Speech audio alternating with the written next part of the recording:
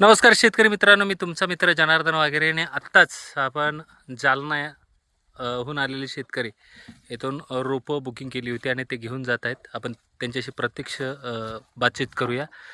हे आमचे दोघंही शेतकरी मित्र आमच्या ग्रुपचे मेंबर आहेत आणि ते आज इथं रोपं न्यायला आलेले. तुम्ही प्रत्यक्ष बघू शकताय की रोपाची क्वालिटी तुम्हाला दाखवतो. सुंदर अशी क्वालिटी आहे आणि त्यांनी सिलेक्ट केलेली ही रोपं.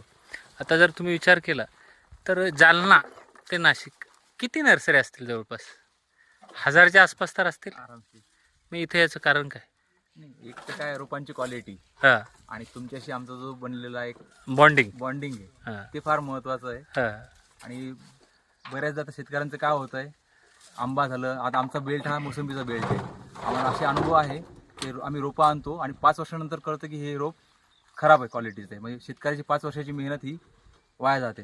त्याच्यामुळे आम्ही हे ठरवलं की आपल्याला ट्रान्सपोर्टचा कॉस्ट गेला चालतो जास्त, पण आपण रोपं खात्रीशीर घ्यायची आणि ती इथून आम्ही नेत आहोत.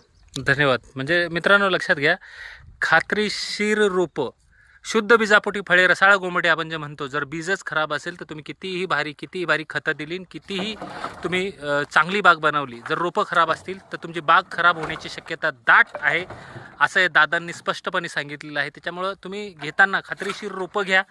आणि नुसती रोपच नाही, त्याच्यानंतरचं मार्गदर्शन पण आपण इथून मोफत करतो. सेमिनार इथं असतात, खताच्या मात्रा असतात, आपल्या व्हिजिटी असतात. आता उद्या मी उद्या तुमच्याकडे जालन्यात उद्या मी येतो.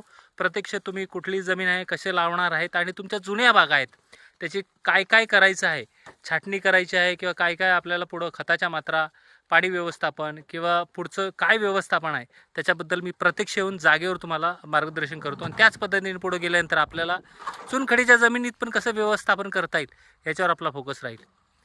तर धन्यवाद. जय महाराष्ट्र, जय बळीराजा.